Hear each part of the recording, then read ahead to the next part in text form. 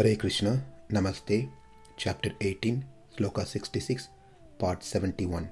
Sarva-dharmān parityajya, ekaṁ śaraṇaṁ vraja, ahaṁ sarva-pāpebhyo, mokṣayiṣyāmi śucaḥ. Abandon all varieties of religion and just surrender unto me. I shall deliver you from all sinful reactions. Do not fear.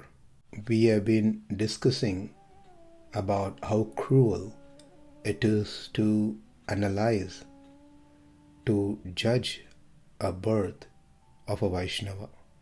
Once a person becomes the Lord's devotee, then one should never even start examining, analyzing his birth. And it is said, of all offenses that one commit to the Lord, the biggest offense is valuing or giving importance to the archa vigraha based on the material it is made of. If it is of gold, then it has higher value. If it is of wood, then it is of lower value. So this is considered a big offense. Considering Vaishnavas, likewise, one who is born in high-class family to be a greater Vaishnava, one who is born in lower birth to be less important or a low-grade Vaishnava. When it comes to the deities, irrespective of whatever the material they are made of, they have the equal potency. We did discuss about this when we covered Bhagavat Apachara. Similarly, a Vaishnava, wherever he is born, in any birth, higher, middle, lower, within the four varnas or outside of four varnas, doesn't matter. The person is a Vaishnava. One can even escape from the reactions of offending deities based on their material, but one can never escape if one start analyzing a Vaishnava based on their birth. In the Sutram 197 of Sri Vachana Bhushanam states, one who does something like that is considered to be one who is examining the yoni of his mother. Attai matriyoni parikshiyodukkum endru sastram sollum. Three things are said here. One, to value archa vigraha based on the material it is made of. Number two, considering a Bhagavata based on the kulam, the family, the birth where it takes. Number three, examining one's mother's reproductive organ. Such an offender receives instantaneous punishment by turning there and then into a karma chandala. Chandalas are low born by birth, but even if someone is born in a high family, one who examines these three things becomes karma chandala immediately. About karma chandala and jati chandala we covered in the 41st sloka, part 4. Jati chandala means one who are born into that particular jati, a chandala jati, whereas karma chandala are the person by action they become chandalas. Between these three serious offenses that's been given, two can be grouped together and one stands separately. That is offense to the deities based on the material that they are made, and matriyoni pariksha or clubbed together. Serious than this, these two are offense to the Vaishnavas basing on their birth. To illustrate the seriousness of this offense, a story is narrated as an example. What will be the result if we commit Bhagavata Apachara? This story is taken from Valmiki Ramayana. There was a king by name Trishanku, who is a descendant of Ikshvaku dynasty. Once he had a weird desire that he wants to attain heaven with the same body. So he approached his Kulaguru, sage Vasishtha, and requested him to perform a special yaga so that he can ascend to the heaven with this body. Maharishi Vasishtha responded that it is impossible for me to do that. Trishangu was very determined to achieve his goal, to go to heaven with the same body. He next went to Vasishtha's sons, where they were doing penance, informed them his desire. He also served them and also started forcing them, saying, "You should perform a yajna so that I can ascend to the heaven with the same body." Vasishtha's son told Trishangu, "You are evil-minded. How can we do what is said to be impossible by the great sage Vasishtha himself?" Being rejected by sons of Vasishtha, Trishangu said, "You all have great penance as your wealth. I was rejected by Vasishtha, who has good qualities. Similarly, I was rejected by you, who are his own sons. Now, to fulfill my desire, since you both have rejected me, I need to find another teacher, another guru, who will be willing to help me to fulfill my desire." And then he said, "Let there be auspiciousness for you." If someone says out of anger, "Let there be auspiciousness for you," or "May you live long," it is not really the same meaning. Out of anger, out of frustration, they say, "May you live long." In other words, you will not live long. May you die soon. May you have auspiciousness. In other words, it means may you all have inauspiciousness. And this was the intent of Trishangu when he said to sons of Vasishtha that I'll find another teacher and let there be auspiciousness for you. He spoke this out of anger, frustration. Seeing the mentality of Trishangu and his behavior, sons of Vasishtha became very angry that he has insulted his Acharya Vasishtha and also them.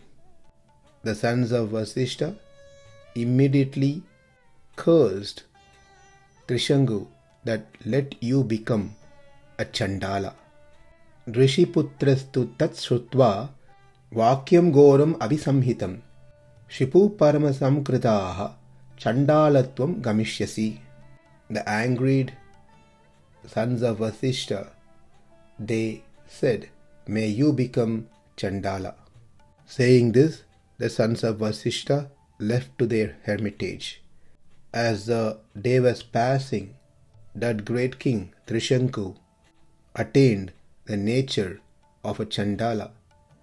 He was having dark clothes, dark complexion, harsh voice, less hair on his head, which were matted, and his body decorated with garlands and sandalwood paste which were adorned on a dead body, and he was wearing iron ornaments. And the Yagyopavitra, the sacred thread that he was wearing across his chest, became a belt that owned by a Chandala. So in this story we can understand, even though if someone is born in a high class family, when that person offends a Vaishnava, he immediately becomes a Karma Chandala. In Brahmanda Purana, it is said, "Anacharan duracharan agyartun hina janmanaha mad bhaktan shotriyo indriyan sadhyaha chandalatum vrajayet." The best among the Brahmanas, who has all ties of greatness, studied all the scriptures, practices everything without fail every single day, does yaga and yajna perfectly, be kind to other living entities, never lies, always in peace in any dualities of life, but if he offends my devotee, immediately loses his position and becomes a karma chandala and will be born in a lower birth. Trishangu offended a great Bhagavata, Vasishta. That's first lesson. Second lesson from the story is Trishangu offended his guru, thinking he is incapable of fulfilling his desire and was looking for another guru. Sage Vasishta was not just a guru for him. He has been guru, Kula Guru for Ikshvaka dynasty for several generations. Trishangu failed to understand the greatness of his own guru, Vasishta, and was trying to displease him by trying to find another guru. In case of Trishangu, it was quite visible that we can see that he became a karma chandala.